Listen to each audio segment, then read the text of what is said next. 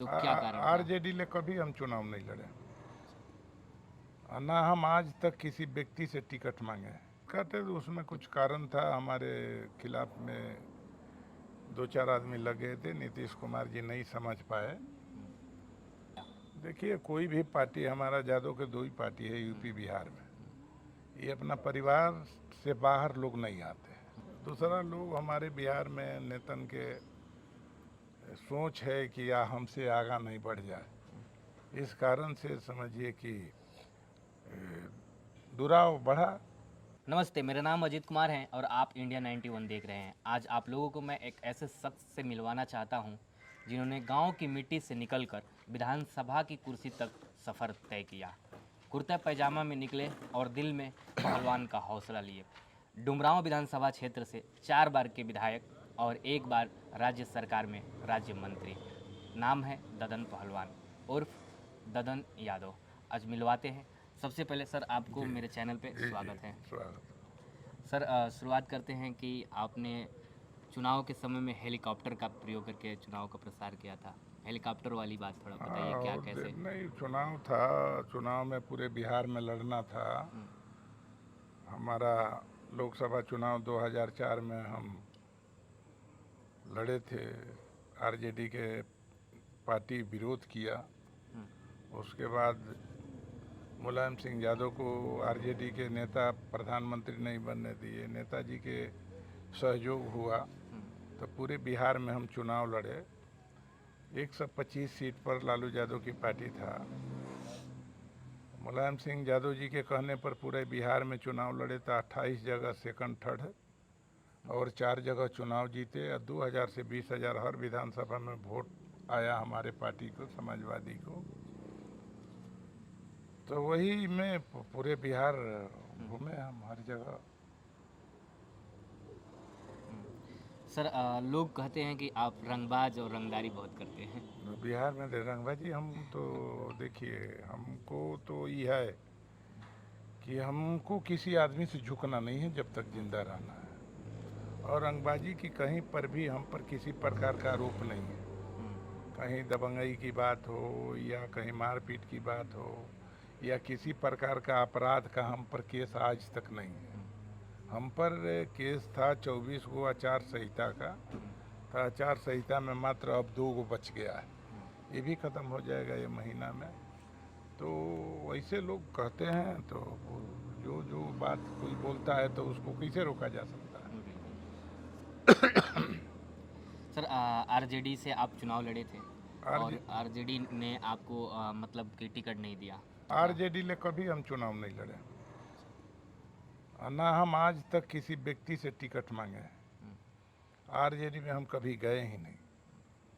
तो हम तो निर्दलीय चुनाव लड़ते थे, समाजवादी से। एक बार नीतीश कुमार जी के पार्टी से चुनाव लड़े थे, उस समय भी हम चुनाव जीते थे। सर, एक बार नीतीश कुमार की पार्टी भी आपका चुनाव काटी थी, टिकट काटा था। टिकट काटे तो उसमें कुछ कारण था, हमारे खिलाफ में दो चार आदमी लगे थे, नीतीश कुमार जी नहीं समझ पाए, तो उससे टिकट कट गया। लेकिन यह शाहाबाद में 22 सीट है, 22 सीट में भाजपा और नीतीश के गठबंधन के मात्र 2 ही सीट मिला, बढ़ारा और बारा।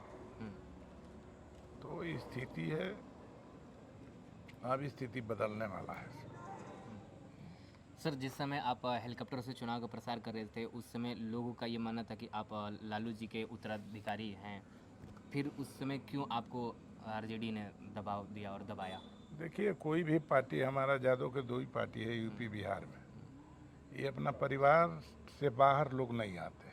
सबसे पहला नंबर परिवार की सुरक्षा, परिवार के पद, उसके बाद दूसरा लोग है। दूसरा लोग हमारे बिहार में नेतन के सोच है कि या हमसे आगा नहीं बढ़ जाए, इस कारण से समझिए कि दुराव बढ़ा। हम तो निर्दलीय समर्थन किए, 17 विधायक लेके लालू यादव के पत्नी राबड़ी देवी को हम मुख्यमंत्री बनाने का काम किए और राघोपुर में जाकर बहादुरी के साथ हर गुंडा बदमाश को मुंह तोड़ जवाब देकर चुनाव भी जिताने का हम लोगों ने काम किया। हम लोग को जहाँ जहाँ ज़रूरत पड़ा हम लोग मदद किए, मगर हमको जब मदद की ज़रूरत आया तो वो लोग अपना टांग खींचने में लग गए, यही कारण था। सर एक चुनाव की रैली में तेजस्वी यादव ने कहा था कि वोट कटवा से दूर रहिएगा, क्या था मामला, इसको थोड़ा बताइए। देखिए, अगर पहले वो बोले थे तेजस्वी, तो उनका पिताजी तो कभी नहीं बोले ये बात को। तेजस्वी बोले तो तेजस्वी तो बन गए, डिप्टी सीएम बन के रह गए, तो वोट कटवा उनसे जहाँ पर भी हम चुनाव लड़े हैं ने, और उनका पार्टी जहाँ चुनाव लड़ा है वो समझिए कि हमसे कम में वोट आया है। जब जब लोकसभा चुनाव लड़े तो हमारा बराबर वोट आया, तो वोट कटवा कैसे हो सकता है। तो ये न समझदारी में बोल दिया, जिसका वो भोग भोग रहे हैं। 25 में भी देखिएगा क्या रिजल्ट आ रहा है। सर आपने विधानसभा चुनाव लड़ा था, उसके बाद लोकसभा में अपना किस्मत आजमाया, फिर इस बार 2025 में जो विधानसभा का चुनाव होने वाला है, इसमें आप खड़े हो रहे हैं। राजनीतिक आदमी की, जो राजनीतिक व्यक्ति होता है उसका कभी हार नहीं होता है, जनता हारता है। तो जनता वोट देता है, जनता अब मान लीजिए कि जो भी व्यक्ति, जैसे लालू प्रसाद यादव जी हैं, राबड़ी देवी है, मीसा भारती है, सभी लोग हारा चुनाव। हमारा बिहार और देश के अंदर कोई ऐसी पार्टी और दल नहीं है जिसका बड़ा नेता हारा नहीं है।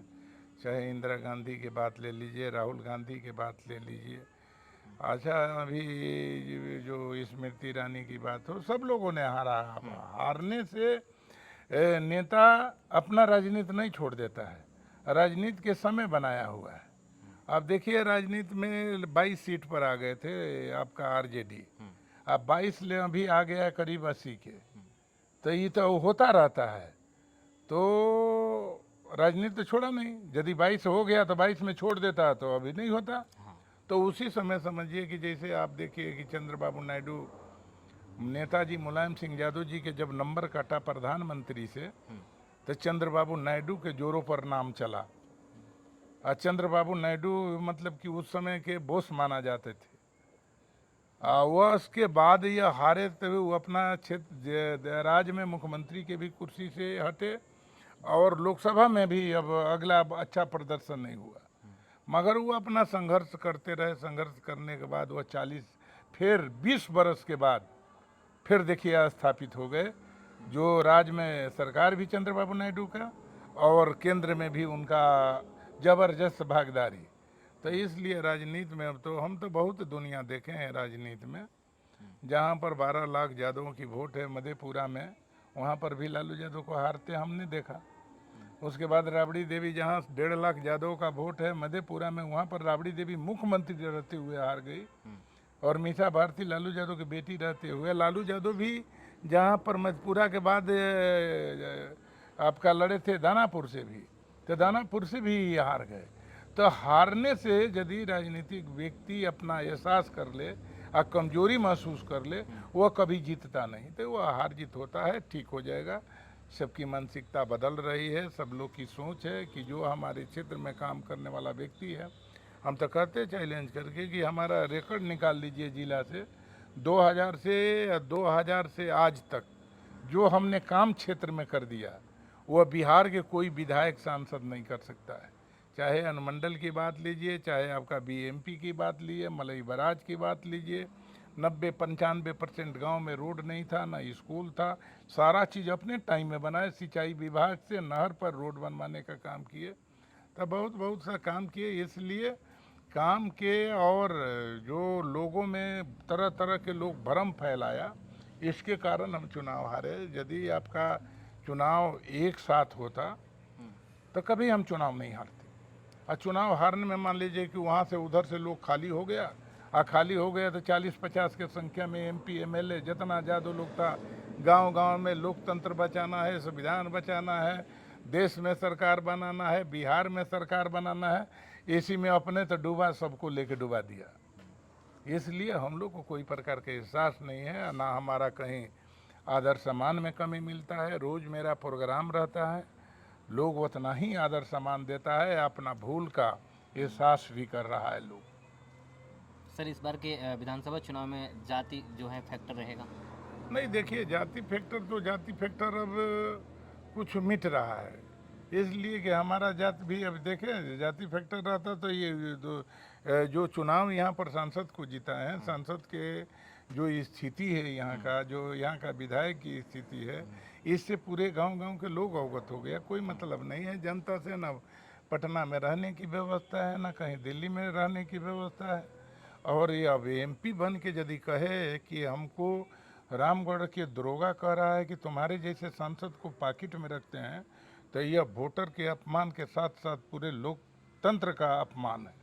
यह जो अपना जो हमारे बक्सर के एमपी बोला ही बात को कि दरोगा बात नहीं। और वही नहीं, देखे आप तो वहाँ पर भी पटना में भी जो मंत्री लालू जी बनाए थे, उस समय भी ऑफिस में नहीं गया कमिश्नर के डर से।